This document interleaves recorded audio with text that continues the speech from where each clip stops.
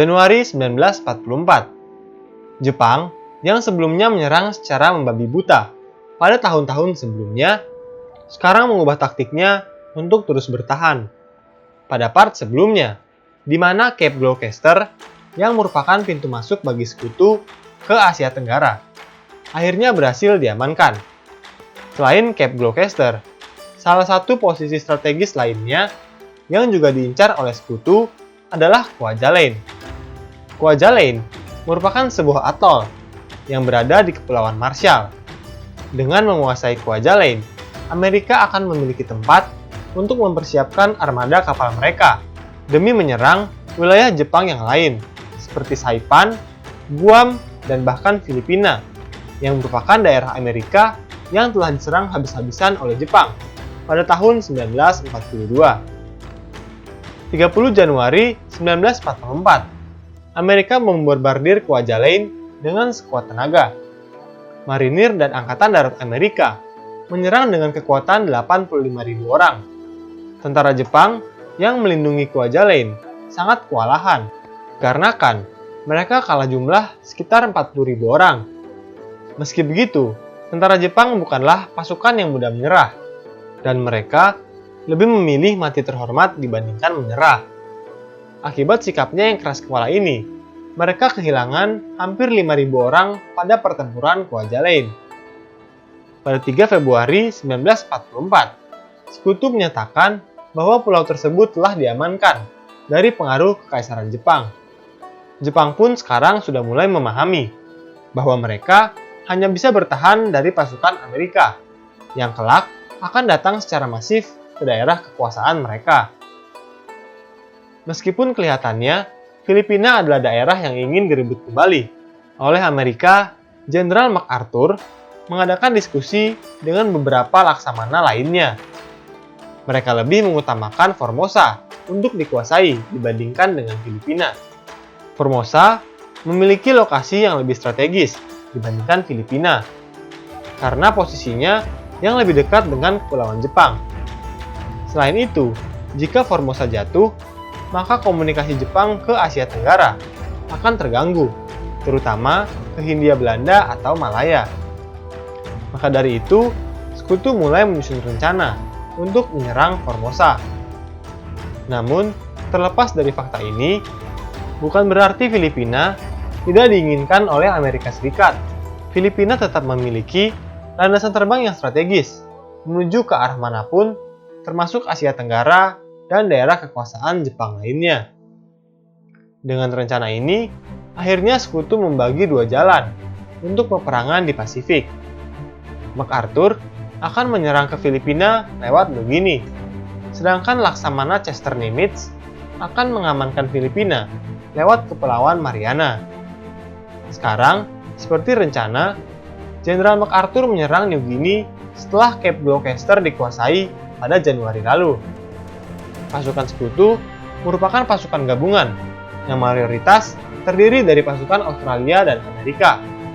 Mereka terus mendorong Jepang hingga kejadian penting terjadi pada 22 April, di mana pasukan sekutu berhasil menyerang Hollandia. Dengan penyerangan ini, berarti Hindia Belanda sudah dimasuki oleh sekutu, dan kemudian 1 bulan setelahnya, pada tanggal 27 Mei, sekutu sudah menginvasi Biak. 15 Juni 1944, Pulau Saipan di Mariana diserbu oleh sekutu. Hal ini cukup menarik, mengingat 9 hari sebelumnya, sekutu baru saja mengadakan operasi D-Day, yang metode penyerangannya hampir sama dengan operasi di Mariana, yakni menginvasi secara amfibi. Sesuai rencana sebelumnya, Laksamana Chester Nimitz adalah seorang yang bertanggung jawab atas jalannya operasi ini. Pertempuran di Pulau Saipan juga menandakan dimulainya pertempuran di Kepulauan Mariana dan Palau.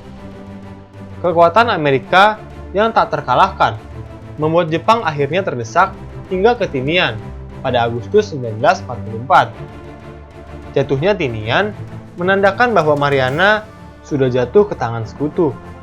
Dengan jatuhnya Kepulauan Mariana, Jepang harus siap menerima serangan pesawat heavy bomber dari Amerika.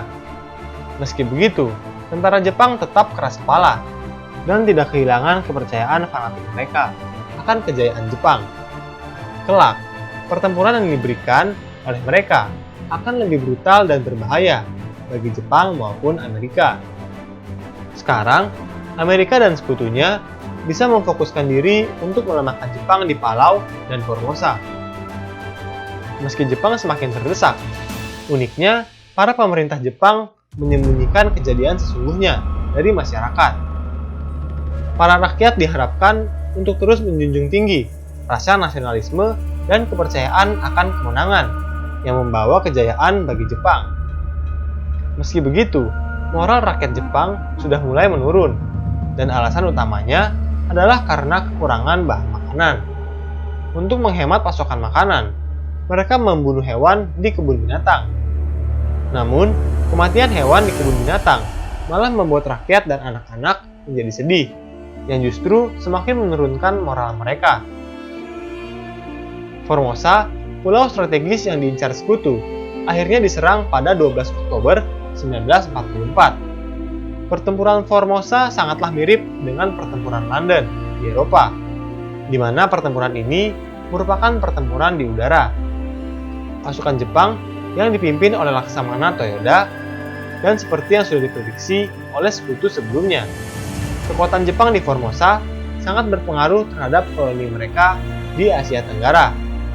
Jika armada Jepang hancur di Taiwan, maka Teluk Leyte yang merupakan target sekutu selanjutnya akan menjadi sulit untuk dipertahankan.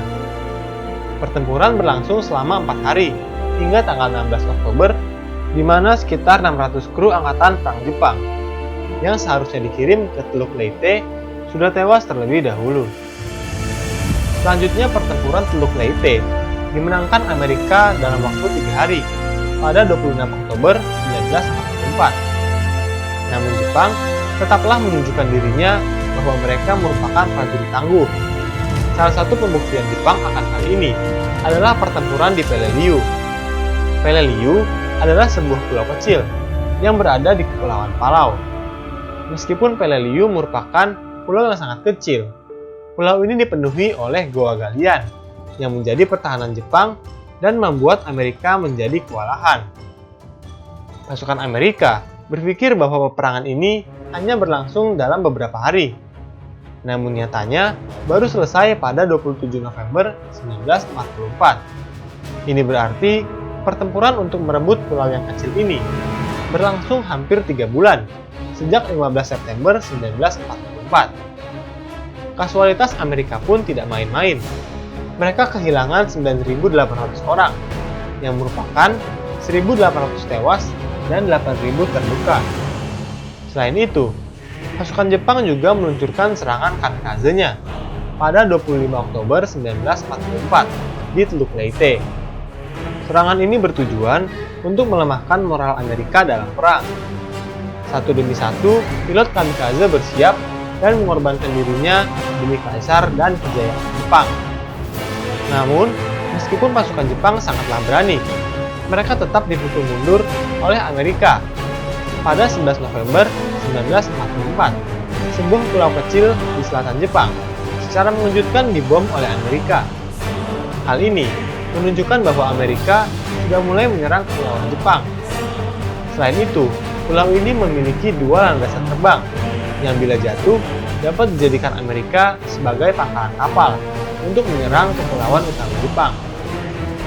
Pulau yang hanya berjarak 1.220 km dari Tokyo ini bernama Iwo Jima, dan kelak pulau ini akan menjadi salah satu perbatasan terakhir sebelum sekutu bisa menyerang kepulauan utama Jepang.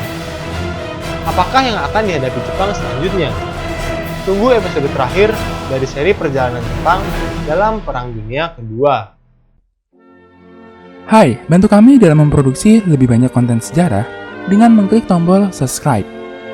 Dan jangan ragu untuk memberikan saran, komentar, atau pertanyaan. Terima kasih.